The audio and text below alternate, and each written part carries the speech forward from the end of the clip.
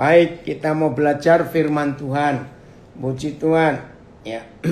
Saya tidak tahu berapa saudara yang pernah sadar bahwa ada satu hal yang sangat sulit dalam kehidupan kita menjadi murid-murid Tuhan Yesus. Ya, saya ulangi lagi. Ada nggak yang pernah menyadari bahwa ada hal yang cukup sulit kalau kita menjadi murid-murid Tuhan Yesus? Nah, apa itu kesulitannya? Bukan tentang doa, bukan. Kesulitannya ialah bukan tentang belajar Alkitab, bukan. Kesulitannya ialah saudara dan saya ini hidup, ada satu hal yang sulit dalam hidup kita sebagai murid-murid Tuhan Yesus, sebagai anak Bapa di surga. Apa itu kesulitannya? Saudara perhatikan. Kita masih hidup di dunia ini, ya. Kita masih hidup di dunia ini. Tetapi kita tidak boleh, tidak bisa pakai cara-cara dunia ini. Itu yang sulit. Bagaimana kita masih tinggal di dunia ini, tetapi kita tidak bisa memakai cara-cara yang ada di dunia ini. Nah, itu sulit loh. Bukan tentang doa, bukan tentang belajar Alkitab, bukan tentang melayani. Tapi bagaimana cara saudara dan saya hidup di dunia, tetapi tidak boleh menggunakan cara-cara dunia ini. Saya akan berikan 3 bagian dari firman Tuhan ini. Yang pertama, 1 Yohanes 5 ayat 19. 1 Yohanes 5 ayat 19. Mari, yang belum tahu, mari kita buka firman ini. 1 Yohanes 5 ayat 19. Kalau tidak ada, oke, saya akan baca. Ya, tolong saudara catat. Ini sulit saudara. 1 Yohanes 5, 19. Begini kata Tuhan. Kita tahu bahwa kita berasal dari Tuhan. Jelas, kita nggak perlu meragukan asal kita, yaitu dari Bapa di surga. Tapi masalahnya, saudara lihat kalimat berikut. Ya, kita tahu bahwa kita berasal dari Tuhan dan seluruh dunia berarti tidak ada sejengkal tempat, sejengkal tanah pun di dunia ini, dan seluruh dunia berada di bawah kuasa si jahat. Saya baca terjemahan yang lain. Kita tahu bahwa kita berasal dari Tuhan dan seluruh dunia berada dalam kuasa si jahat, sama BIS. Kita tahu bahwa kita milik Tuhan. Meskipun seluruh dunia ini berada di bawah kekuasaan si jahat. Kita mengetahui bahwa kita berasal dari Tuhan dan seluruh dunia terletak pada si jahat, sama. Ngerti nggak maksud firman ini? Ini yang sulit saudara. Kita masih hidup di dunia. Tapi kita ini berasal dari Bapa di surga. Tapi hidupnya di dunia. Nah, dunia yang kita hidupi, yang kita tempati, yang kita pakai untuk hidup, untuk bekerja, untuk sekolah, untuk macam-macam ini. Dunia ini di bawah kekuasaan setan. Jadi tidak ada sejengkal tanah pun di dunia ini yang tidak dikuasai setan. Tidak ada. Ini sulit. Bagaimana kita mau hidup benar di hadapan Tuhan? Kalau kita menikmati udara untuk hidup. Woi, apalagi kalau bicara udara. Ini maaf, dalam pengertian sederhana saja. Efesus pasal 6 jelas dikatakan. Penguasa udara itu setan. Berarti kalau kita bernafas. Maaf, ini logika anak-anak saja. Berarti kita mengambil apa yang dikuasai setan. Karena udara. Setan tidak bisa memegang universe, alam semesta, tidak. Itu masih di tangan Tuhan. Hanya planet bumi, hanya dunia tempat tinggal manusia ini yang dikuasai si jahat. Maka itu kalau saudara dan saya tidak serius hidup, berjalan dengan Tuhan, aduh, luar biasa. Saya beri contoh lain lagi. Semua kita pasti tahu lagu hymn, lagu gereja yang klasik. Tiap langkahku diatur oleh Tuhan, dan tangan kasih-Nya memimpinku. Betul? Jelas. Papa kita tidak bisa kita ragukan. Dia mau menuntun kita. Dia pegang tangan kita. Masalahnya bukan pada Tuhan, tapi masalahnya pada kita. Apa masalahnya? Mau nggak kita dituntun? Mau nggak langkah-langkah kita diatur oleh Tuhan? Tuhannya mau. Itu karena kasih-Nya kepada kita. Tapi masalahnya pada kita. Mau nggak dituntun? Mau nggak diatur? Maaf, masing-masing jawab sendiri. Dah gitu saja. Maka itu, dengarkan konsep ini. Kalau ada di antara kita yang sedang berjalan, katanya berjalan dengan Tuhan, tapi bisa terjeblos di suatu lubang, yang salah pasti kita. Karena dia mau ngatur langkah-langkah kita, tapi kitanya nggak mau diatur. Saya pernah dapat ilustrasi lucu ini, tapi benar. Satu kali ada anak Tuhan, nangis-nangis datang kepada Tuhan. Tuhan, ampuni saya Tuhan. Tuhan, saya jatuh lagi dalam dosa. Setan itu menjerat saya Tuhan. Maaf, ini logika anak-anak. Lalu Tuhan tanya, setan yang di mana? Yang di situ Tuhan, dekat tempat itu. Nah, karena Tuhan dilapori, maka Tuhan cari setan itu, ketemulah. Terus Tuhan tanya, setan, kenapa kamu jerat anakku? Jawaban setan begini, Tuhan, maafkan saya. Saya nggak menjerat anakmu. Saya ini pasang jerat di depan rumah saya sendiri. Dia yang lewat situ. Nah, ngerti nggak ilustrasi ini? Kenapa kita nyalakan setan? Terus kita minta tolong Tuhan, padahal yang salah kita. Ngapain kita jalan-jalan di depan rumahnya setan? Ngerti nggak ilustrasi itu? Ini luar biasa. Kita yakin Tuhan Yesus itu gembala yang baik. Sudahlah. Kita tidak perlu meragukan Dia sebagai gembala yang baik. Betul? Nah, kalau Dia gembala yang baik, maka kita tahu Mazmur 23. Wah, keren sekali. Tuhan adalah gembalaku yang baik. Tidak akan kekurangan. Aku nggak akan kekurangan. Betul. Hafalkan Mazmur 23 sampai kita lata. Maaf, begitu kejeduk pintu juder, Tuhan gembalaku yang baik. Lagi sekali, tidak ada seorang pun di antara kita yang sempat atau berani meragukan bahwa dia gembala yang baik. Enggak ada. Tapi masalahnya pada kita lagi. Kalau kita mengakui dia gembala yang baik, maka tugas kita sebagai domba cuma satu, nurut. Jangan bandel. Saya sering berkata begini, ayo siapa yang bisa jawab, mengapa Tuhan Yesus gak berkata, hai kamu kucing-kucingku? Kenapa dia berkata, hai kamu domba-dombaku? Karena kucing itu pinter. Kucing itu gak perlu gembala. Domba yang bodoh, yang perlu gembala. Siapa pernah jengkel dengan kucing tetangga? Terus kita masukin karung, kita buang jauh-jauh. Pikirnya aman. Percaya nggak?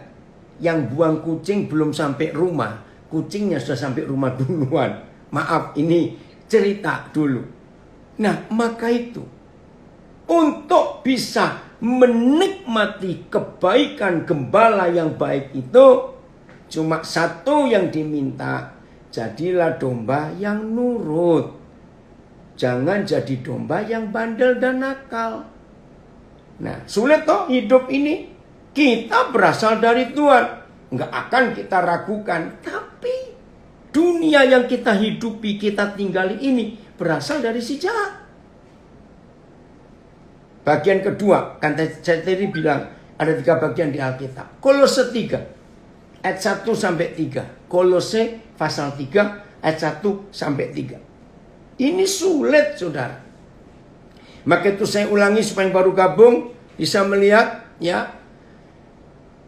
Hal yang paling sulit dalam hidup kita untuk menjadi pelaku firman itu bukan doa yang sulit, bukan ikut belajar Alkitab yang sulit, bukan melayani yang sulit, tapi ini yang sulit.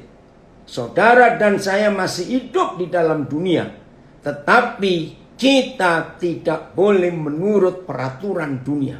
Ini sulit. Kolose 3 ayat 1 sampai 3. Satu terjemahan ajaan. Kolose 3 1 sampai 3. Ini sulit.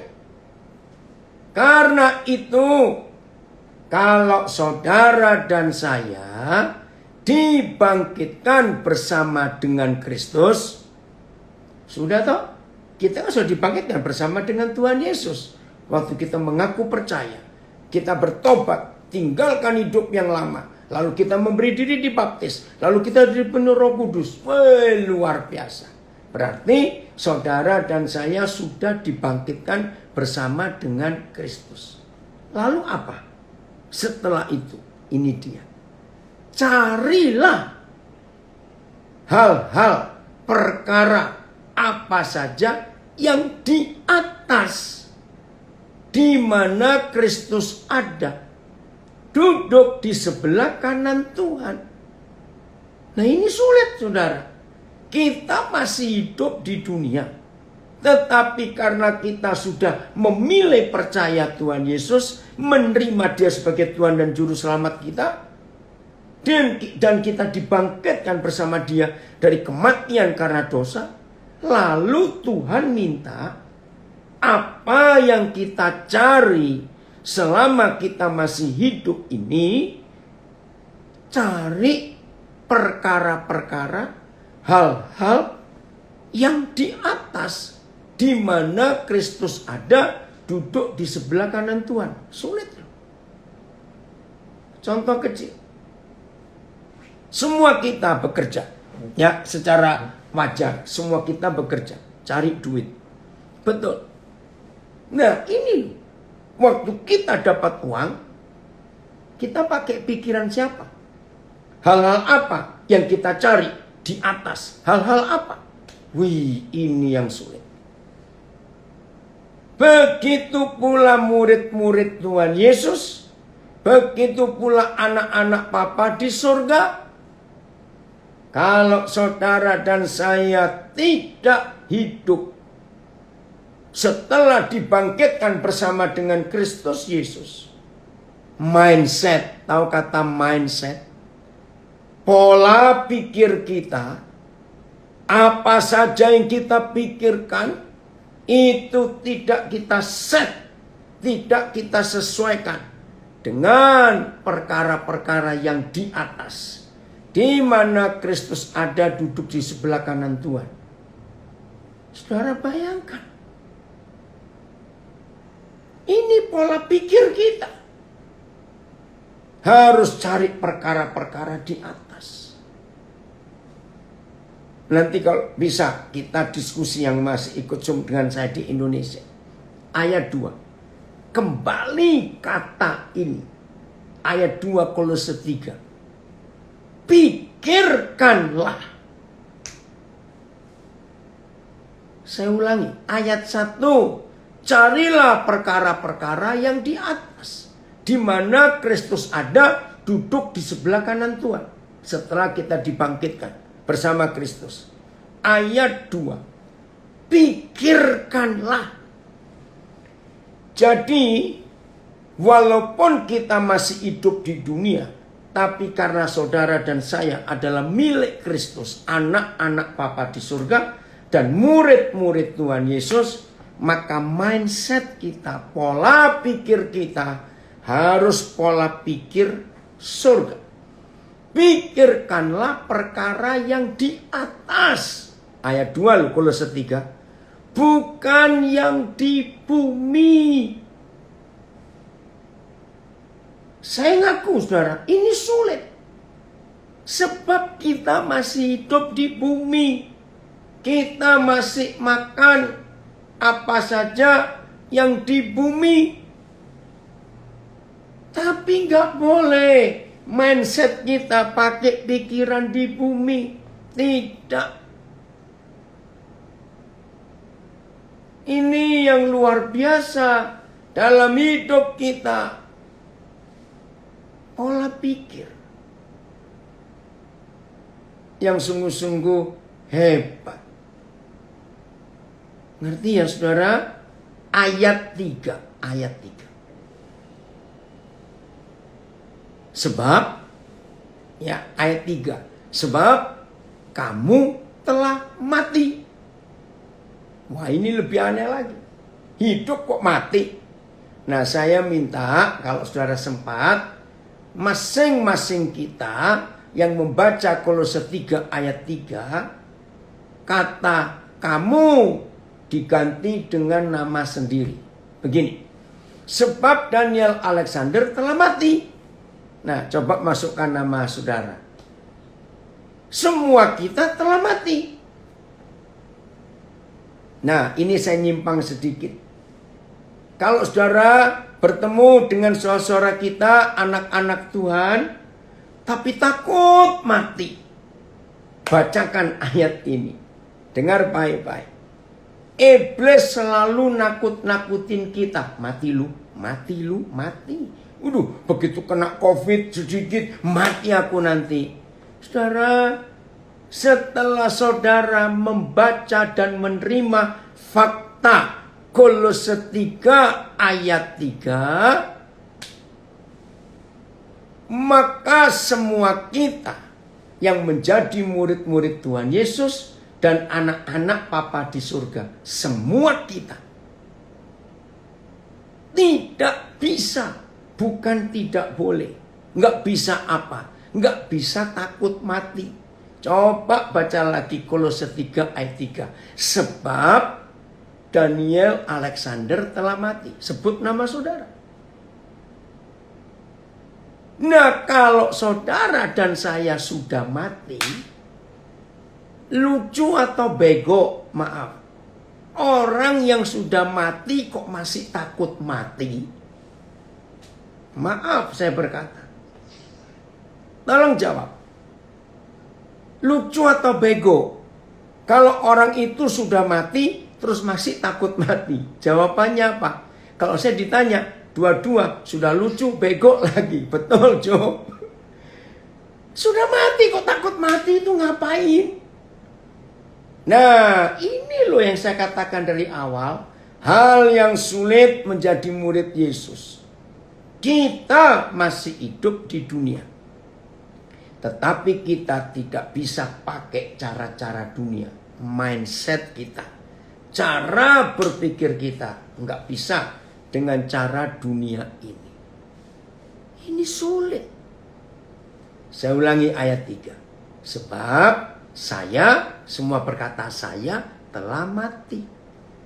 Nah, kalau kita sudah mati, ditulis dan hidup kita tersembunyi bersama dengan Kristus di dalam Tuhan. Ada komen di Facebook. Hidup di bumi tapi berpikir seperti di surga. Terus saudara Bagus berkata, pasti sakit secara daging karena bertentangan keinginan kita dengan keinginan Tuhan. Betul. Tapi kalau saudara sudah melatih untuk nggak takut sakit, oh puji Tuhan, Ibu Gembala dari Nabire, Gembala Sungai Air Hidup, gabung.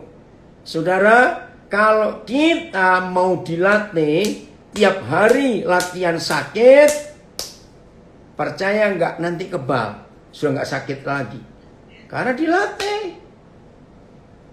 Saudara, ini hal yang kedua dari 3 hal, ya 3 ayat. Saya ulangi, tadi awal kita belajar.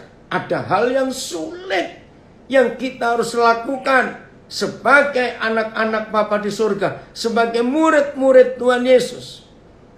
Albert dari Kutai Barat. Dari kampung mana Albert? Kutai Baratnya lupa. Kita pernah ketemu di mana Albertnya? Saya ulangi lagi. Ada hal yang sangat sulit dalam hidup kita sebagai anak-anak Bapa di surga, sebagai murid-murid Tuhan Yesus, yaitu hidup kita masih di dunia, tetapi tidak boleh pakai cara-cara dunia. Aduh, luar biasa. Maka itu saudara perhatikan. Dunia tempat kekuasaan setan. Walaupun kita masih hidup di dunia dan kita ini milik Tuhan. Bagian kedua, Kolose 3, 1-3. Yang ketiga, Lukas 14 ayat 33. Itu semua terjemahan. Ya. Lukas 14 ayat 33. Yudi, we get there. Ini saudara saya yang saya kenal di Jerman, di Bochum. Ya, tahun 83 yang lalu. Lukas 14 ayat 33. Saudara, saya akan baca dari berapa terjemahan berbeda. Demikian pula lah. Waduh, ini sulit saudara. Tiap-tiap orang di antara kamu yang tidak melepaskan dirinya. Oh, tolong kami Tuhan. Demikian pula lah tiap-tiap orang di antara kamu yang tidak melepaskan dirinya dari segala miliknya. Tegas. Tidak ada kompromi. Tidak bisa ditawar. Tidak ada alternatif. Tidak ada pilihan kedua. Hanya satu. Ini sulit. Dengar baik-baik. Demikian pula lah tiap-tiap orang di antara kamu yang tidak melepaskan dirinya dari segala miliknya. Tidak dapat menjadi muridku. Nggak dapat. Bukan nggak bisa. Lain. Terjemahan berikut. Begitu juga dengan kamu masing-masing. Tidak ada seorang pun di antaramu yang dapat menjadi muridku jika ia tidak menyerahkan seluruh kepunyaannya. Seluruh loh saudara. Terjemahan lama. Sedemikian juga barang siapa di antara kamu yang tiada meninggalkan segala sesuatu yang dipunyainya, tiada dapat menjadi muridku. Bahasa Indonesia sehari-hari, BIS. Akhirnya Yesus berkata, begitu juga dengan kalian. Tidak seorang pun dari kalian dapat menjadi pengikutku kalau ia tidak mengorbankan segala-galanya. Mengorbankan. Weh, nggak main-main ini. MILT. Demikian pula selanjutnya. Setiap orang dari antara kamu yang tidak melepaskan diri dari segala yang menjadi miliknya, tidak dapat menjadi muridku. Demikian pula setiap orang di antaramu yang tidak meninggalkan segala miliknya, ia tidak dapat menjadi pengikutku. Begitu juga sesiapa, ya, ini luar biasa. Bentar. Ya. Begitu juga sesiapa antara kamu yang tidak meninggalkan segala miliknya, tidak boleh menjadi muridku. Sulit gak? Sulit. Manusia itu selalu ingin punya sesuatu yang dimiliki. Betul, komen dari Pak Filipus. Sama seperti prajurit. Seorang prajurit tidak bisa berangkat perang kalau dia nggak siap untuk mati. Melepaskan semuanya. Fabio, Papa senang kamu gabung. Mujizat terjadi untuk hidupmu, Fabio. Ya. Jadi ini saudara. Oh sebentar, ada terjemahan. Dari mana ini? Anak saya Agung dari Palembang menuliskan. ini terjemahnya sebentar ya. Saya mau baca. Terjemahan apa ini? Oh, The Message. Simply put. Ya, sederhana sekali. Letakkan ini. If you are not willing to take what is dearest to you, kalau saudara tidak punya kemauan untuk melepaskan dearest, hal yang paling berharga, yang paling disayang, ya. Saya ulangi, simply put, if you are not willing to take what is dearest to you, hal yang paling kau sayangi, hal yang paling kau sukai, gak berani kau lepaskan, whether plans or people, rencana-rencana dan orang-orang, and kiss it goodbye. Oh, terjemahan The Message bagus. Dan memberi ciuman perpisahan. Ya. Terus oh sebentar. Tunggu dulu ya Eka. Bapak membaca yang The Message dulu. Ini Eka dari Kutai Barat, masukkan yang The Passion. Ya. Whether plans or people, mau rencanamu atau semua orang yang kau miliki, dan tidak berani memberikan ciuman perpisahan. Ini bagus. And kiss it goodbye. Gak mau, gak berani. You can't be my disciple. Engkau gak mungkin bisa jadi muridku. The Passion.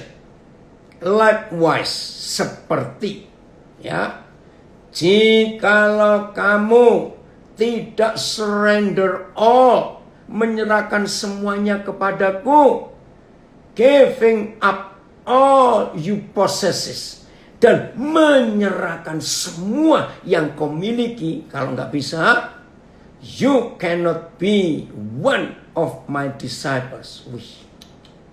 Engkau tidak bisa menjadi salah satu muridku. Ada lagi yang komen, ya Bu Milka dari Nabire, kalau masih terikat berarti tidak layak jadi murid Yesus. Betul. Pak Siombing, Ron, harus melepaskan keluarga. Keluarga itu paling berat, Bi. Nah, saudara pernah dapat tuh ayatnya? Ya, Lukas 14 ayat yang ke-25. Ini yang ditanya oleh anak saya Roni Siombing. Lukas 14:26. Nah, saya harus menjelaskan ini. Jikalau seorang datang kepadaku dan ia tidak membenci papanya, ibunya, istrinya, anak-anaknya, saudara-saudaranya laki-laki atau perempuan, bahkan nyawanya sendiri, ia tidak dapat menjadi muridku. Sadis, saya berkata. Betul? Benci orang tua, benci istri, benci anak, benci saudara laki, saudara perempuan, bahkan nyawanya sendiri, nggak layak. Nah, nggak usah takut.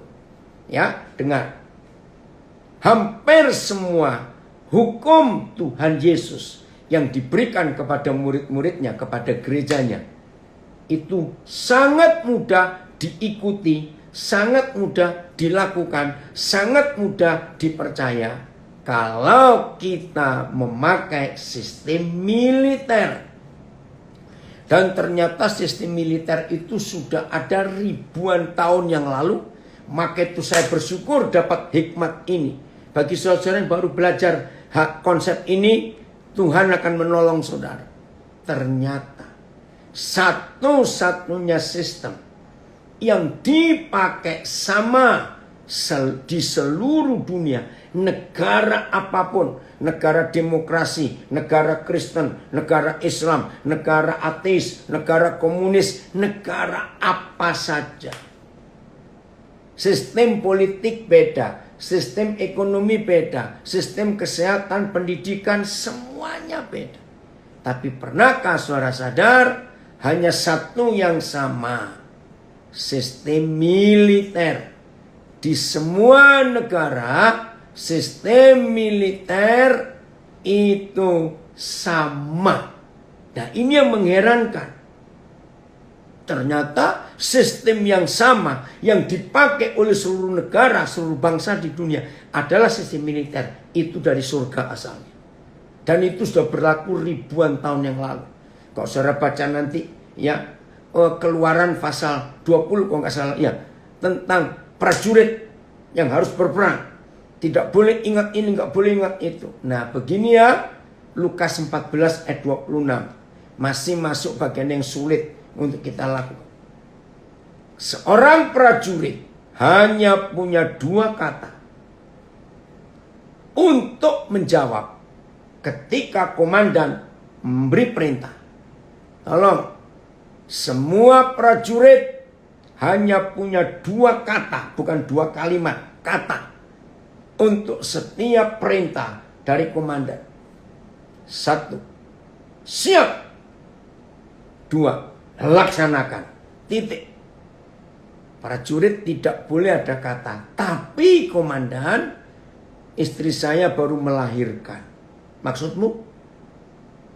Masih ingat Tuhan Yesus pun berkata, ada seorang mau ikut Yesus, izinkan aku mengubur ayahku. Wih, jawabannya mengagetkan. Hei, kalau kamu mau ikut aku, yang mati biar ngubur yang mati. Itu kan sadis. Tapi ternyata saudara, kalau kita memakai sistem militer, itu arti Lukas 14:26 dan ayat-ayat yang lain. Barang siapa tidak lebih taat kepada komandannya, tapi lebih taat mengasihi keluarganya, nggak bisa jadi prajurit yang baik. Maka itu kalau komandan memerintah, siap laksanakan. Tapi izinkan aku mengubur ayahku dulu baru meninggal. Enggak ada. Jelas Roni, jadi kata membenci itu artinya lebih taat kepada Tuhan. Maka itu saya katakan ini sulit. Ini sulit. Tapi harus. Tidak bisa tidak. Dalam hidup ini kita harus. Makasih Zack, ini anak saya dari Makassar. Maut adalah keuntungan dalam Yesus. Betul, gak usah takut. Jadi ketegasan Tuhan, ketegasan kita, Tuhan itu minta saudara. Nah sekarang bagaimana cara kita hidup? Ya, saya ulangi lagi, bagaimana cara kita hidup di dalam kebenaran yang mutlak ini. Bagaimana? Ya kita harus taat. Modalnya cuma satu, yaitu taat. Itu saja. Nah, maka mulai hari ini saudara, jangan kita meragukan ketaatan kita. Oke, ada yang komen di IG. Ketaatan kepada Tuhan mengandung janji dan berkat Tuhan. Betul. Tapi jangan punya konsep yang salah. Saya mau baca lagi dari Facebook, dari Instagram. Ketaatan kepada Tuhan mengandung janji dan berkat. Betul. Tapi jangan mikir berkatnya. Karena kata janji dan berkat buat sebagian orang Kristen, dapat berkat lagi. Nah itu jauhkan. Prajurit yang taat itu nggak mikir soal dapat berkat atau apa tidak. Ya pokoknya nurut. Nggak ada pilihan yang lain dalam hidup ini. Nah sekarang pilihannya di tangan kita. Kita mau mengikuti siapa dalam hidup ini? Ya, saya ulangi lagi, kita mengikuti siapa dalam hidup ini? Ini penting sekali saudara. Maka itu mari kita hari ini mengambil keputusan. Ayo kita lari ke Abram, bukan Abraham. Abram. Pertama kali. Coba kita buka Kejadian 12 ayat 1. Kejadian 12 ayat 1. Kita melihat ini. Kejadian 12 ayat 1. Berfirmanlah Yahweh kepada Abram. Pergilah dari negerimu dan dari sanak saudaramu dan dari rumah bapamu ini ke negeri yang akan kutunjukkan kepadamu. Cukup satu ayat ini. Ada komen, ya. Taat sampai sekarang, dengar firman dan lakukan. Saudara, kembali ke Kejadian 12 ayat 1. Waktu Yahweh Tuhan bicara kepada Abram untuk pergi dari negerimu, dari sanak saudaramu, dari rumah ayahmu, untuk pergi ke negeri yang akan kutunjukkan kepadamu. Saudara, ini gak main-main. Apanya gak main-main? Ada 3 hal. 1, yang belum pernah tahu biar tahu hari ini.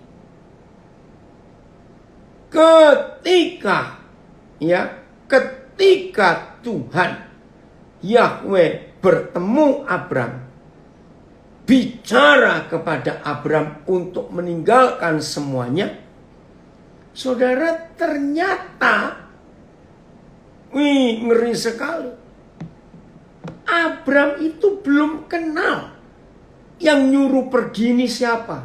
Nah, ini kan mengagetkan. Ini salah satu dari 3 yang membuat Tuhan itu jadi, aduh Bram, kamu itu luar biasa. Coba saya balik. Kalau ada teman baik saudara yang di Hong Kong, ya, misalnya maaf. Ada teman baik saudara. Saudara kenal namanya teman baik. Terus bilang begini hari ini. Besok kamu pulang ke Indonesia ya. Bawa semua keluargamu. Saya tanya, saudara langsung berangkat atau tanya dulu? Ngapain? Terus di Indonesia bikin apa? Kira-kira ya atau tidak? Ya seharusnya. Yang untuk apa? Aku sudah di Hong Kong. Suruh balik ke Indonesia. Yang nyuruh kenal. Saudara bayangkan. Orang yang kita kenal saja, kalau nyuruh kita buat sesuatu yang sulit, ini sulit, meninggalkan orang tua, sanak saudara, dan pergi ngajak keluarganya. Nah, kalau ilustrasi saya tadi yang di Hong Kong, jelas pulang ke Indonesia, itu jelas. Tapi waktu Yahweh Tuhan bicara kepada Abram, Papa di surga nggak memberitahu Abram kemana, nggak meri. Setelah itu baru Tuhan ngomong ke Kanaan. Tapi awal itu Tuhan tidak bicara kemana. Ngerti ya? Nah, hal yang berikut. Maaf. Kalau ada seorang hamba Tuhan, saya punya istilah ini. Sependeta-pendetanya seorang pendeta. Ngerti? Sependeta-pendetanya seorang pendeta. Ngerti nggak? Itu artinya pendeta yang bagaimana?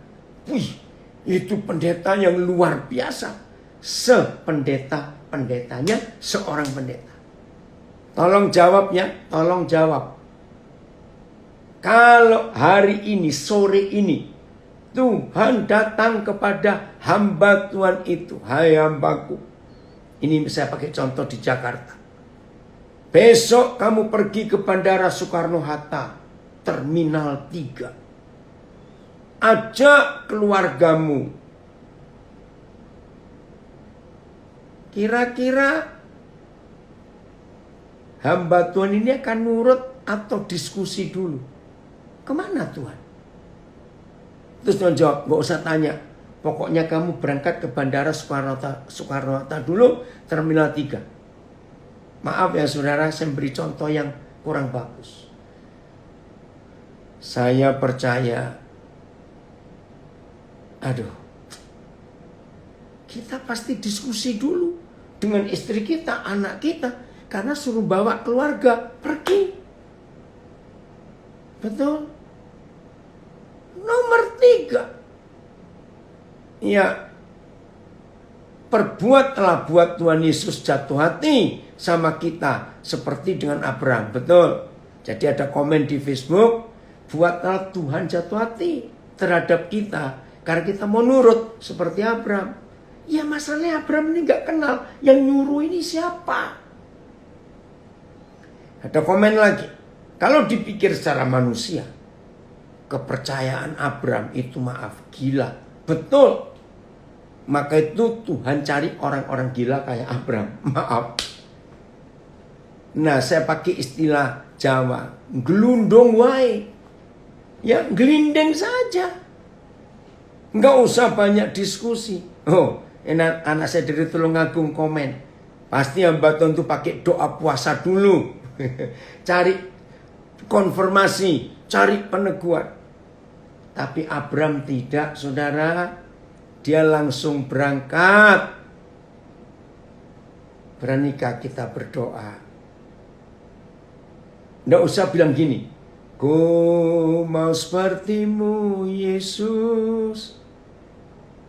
Berani berkata keberatan Tuhan. Betul nggak? Betul? Ingat gak lagu itu? Ku mau sepertimu Yesus, disempurnakan selalu. Pasti kita akan berpikir, aduh berat Tuhan. Oke.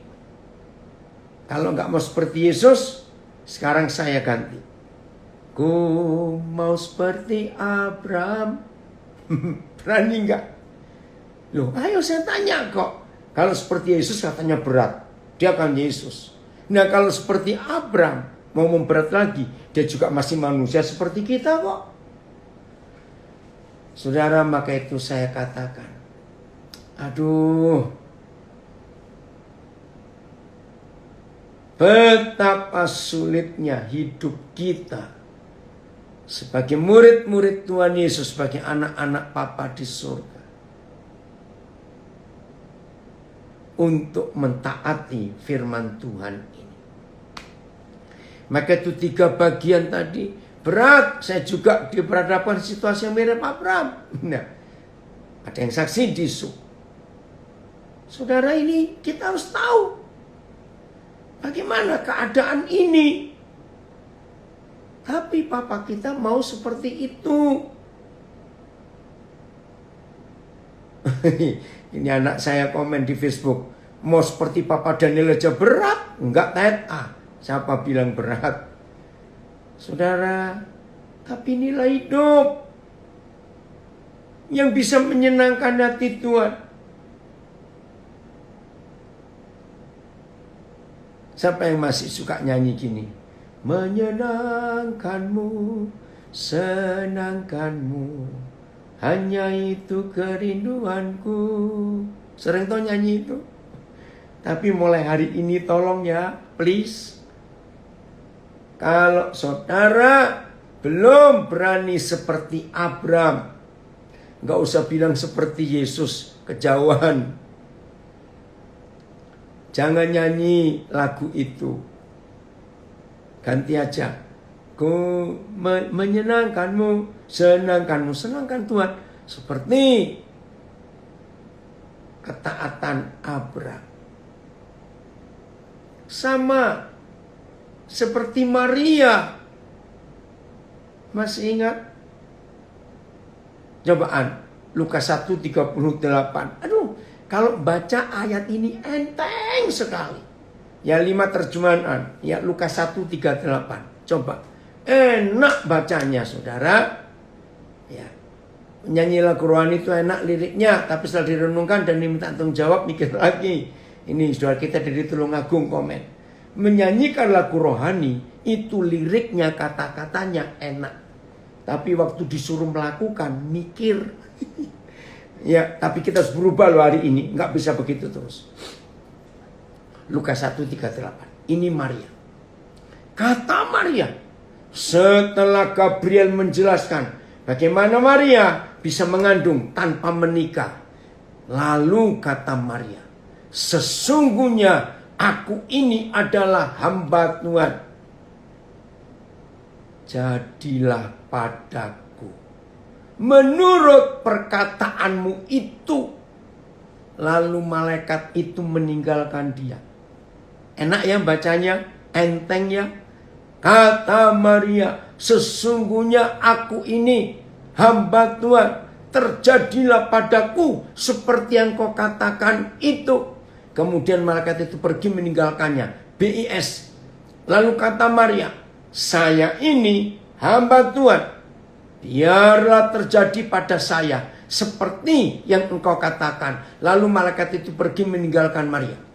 Dan Maria berkata, lihatlah, aku ini hamba Tuhan. Kiranya terjadi padaku menurut firman-Mu itu. Dan malaikat itu pergi daripadanya.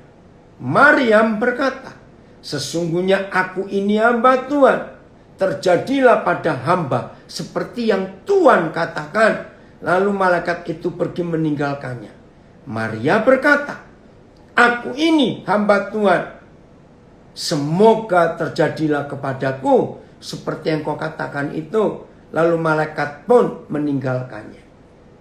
Di akhir belajar firman, ya, ketaatan pada firman ada harga yang harus dibayar, dan itu berat. Saya tanya kepada saudara, beratnya di mana sih untuk Maria ini? Baca enak, jadilah padaku seperti yang kau katakan, karena aku ini hamba Tuhan. Bacanya enak, tapi prakteknya, masih ingat? Hukum yang berlaku di zaman Maria hidup, berzina ketangkap mati. Matinya nggak langsung mati, tapi dilempari batu sampai mati. Kejam, ngeri sekali. Mari kita pikir, Abram dan Maria, mengapa bisa dipilih Tuhan jadi dua pribadi? Ya, saya berkata pribadi vital, pribadi utama dalam sejarah rencana Tuhan untuk menyelamatkan dunia. Karena kalau Abram tidak taat, tidak lahir Ishak, tidak lahir Yakub, dan tidak lahir Israel. Kalau Maria tidak taat, tidak lahir juru selamat, yaitu Tuhan Yesus. Maka itu saudara, satu figur perjanjian lama Abram, satu figur perjanjian baru Maria. Ini figur sentral di dalam pusat rencana Tuhan.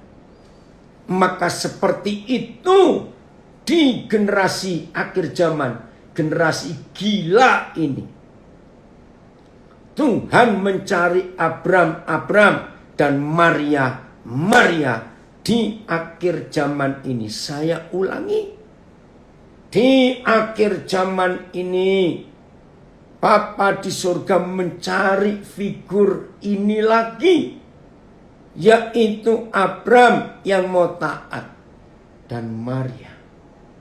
Ini yang kita harus mikir. Kalau Maria egois, Tuhan, bisa gak Maria ngomong gini, Tuhan, kan banyak gadis di sekitar sini, carilah mereka saja, jangan saya. Bisa toh? Bisa. Tapi tidak mungkin.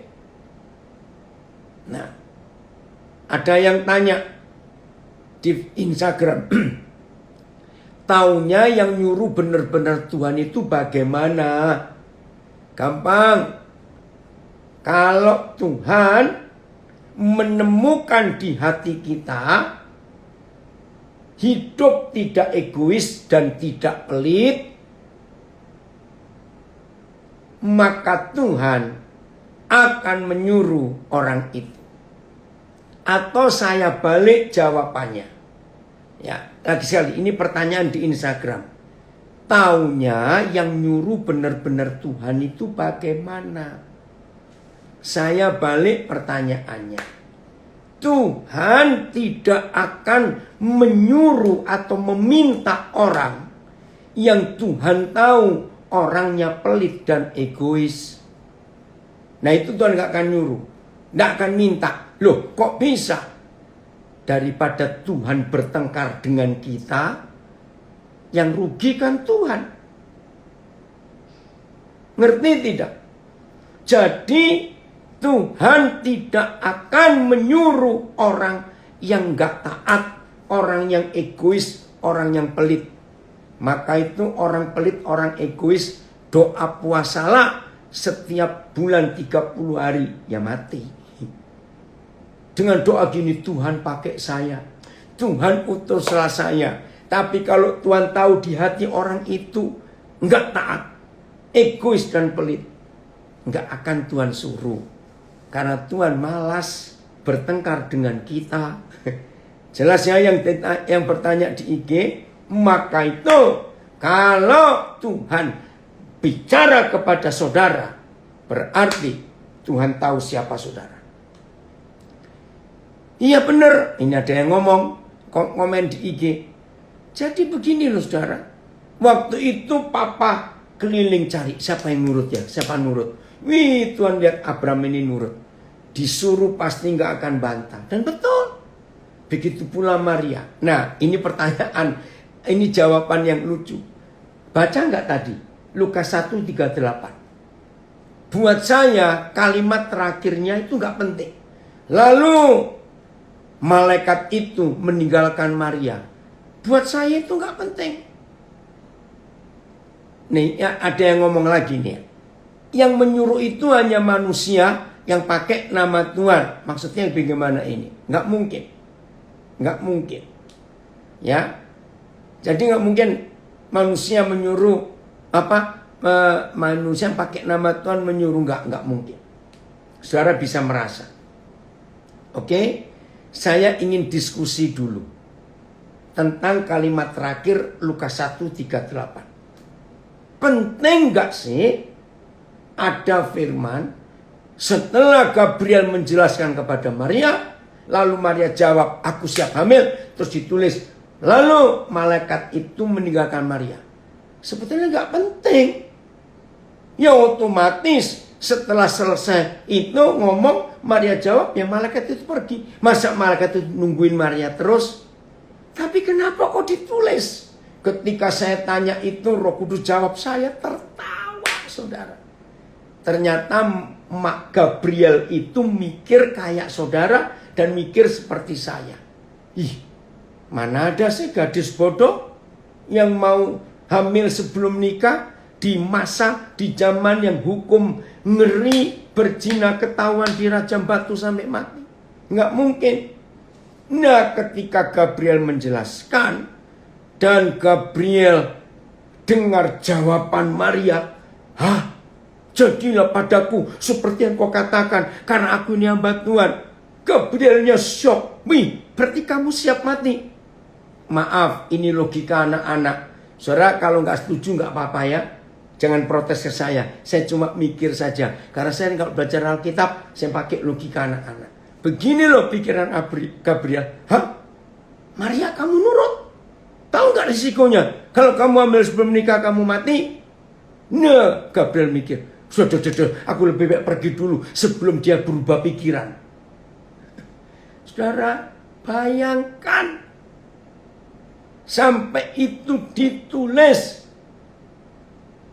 Ada tanya di Facebook, maaf, seperti panggilan Musa yang menolak, tapi Tuhan tetap mengutusnya. Apa karena Tuhan mengenal Musa? Sangat. Nah, pertanyaan saudara kan saya jawab. Keluaran 33 ayat 17. Tolong ya, ini di Facebook ada yang tanya. Maaf, seperti panggilan Musa yang menolak, tapi Tuhan tetap mengutusnya. Apa karena Tuhan mengenal Musa? Sangat. Adaan Keluaran 33 17. Oke. Ada yang tanya lagi, maaf, jujur saya malu untuk menulis ini. Tapi karena keadaan saya, coba untuk menulisnya. Nah, ini bagus ya. Sebelum saya baca Keluaran. Oh, panjang, saya baca Keluaran dulu. Yang tanya di Facebook, lihat ini Keluaran 33 ayat 17. Berfirmanlah Yahweh kepada Musa, juga hal yang telah kau katakan ini akan kulakukan. Karena, ini loh alasannya, engkau telah mendapat kasih karunia di hadapanku. Engkau mendapat favor, mendapat perkenanan di hadapanku. Nah, kalimat terakhir ini yang dahsyat. Dan aku mengenal engkau, Musa. Jadi yang tanya di Facebook, Tuhan itu betul-betul kenal Musa. Bukan Musa yang ngomong, aku kenal Tuhan. Maka itu luar biasa. Oke, saya mau baca ini pertanyaan. Rupanya saya belum baca ya, tapi kelihatan bagus. Ya, saya baca. Maaf, jujur saya malu untuk menulis ini. Tetapi karena keadaan saya, coba untuk menulisnya. Andai ada yang tidak suka, biarlah memang ini kenyataan hidup saya. Profesi saya sopir online atau offline. Sudah punya anak 3 orang. Jujur, karena dampak COVID terpaksa kendaraan saya kembalikan ke leasing. Karena saya sudah nggak sanggup lagi bayar. Terus saya coba ikut kerja proyek bangunan. Lama-lama saya berhenti kerja. Karena badan-badan saya terkena sakit alergi. Dan sampai sekarang pun belum kerja. Maaf, jujur, saya malu. Untuk membeli beras sembako saja, saya sudah nggak bisa. Karena nggak ada biaya. Semoga saja di sini, gitu ya, baik. Ya, saya nggak kenal siapa saudara. Begini, saudara jangan putus asa. Ya, jangan putus asa. Ingat firman Tuhan. Apa itu?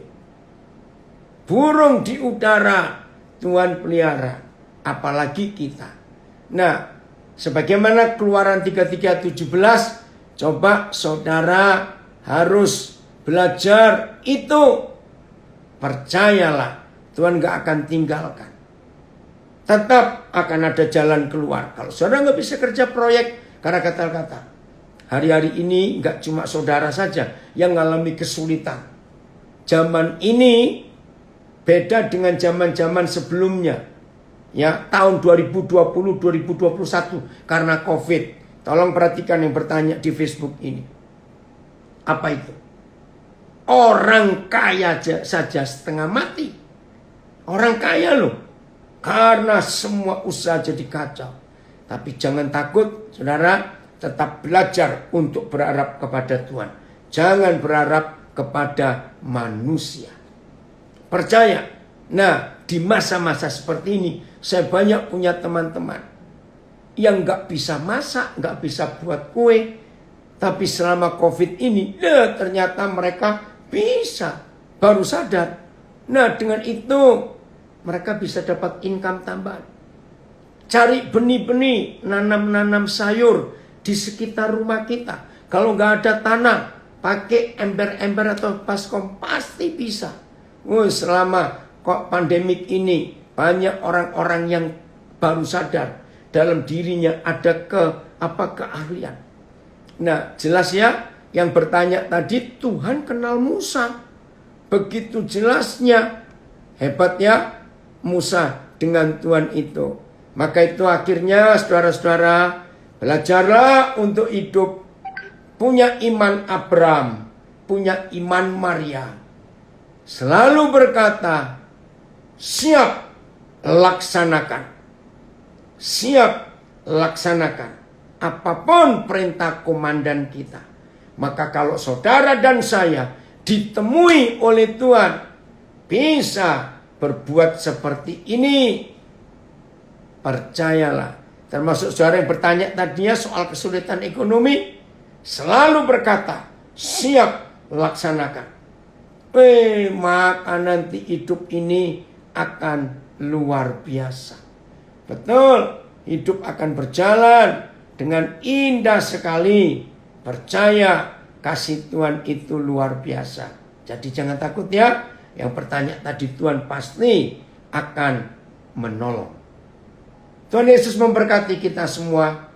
Saya kembalikan kepada Ibu Gembala di Eglo, Hong Kong. Terima kasih untuk waktunya. Saya dapat kesempatan ini. Puji Tuhan.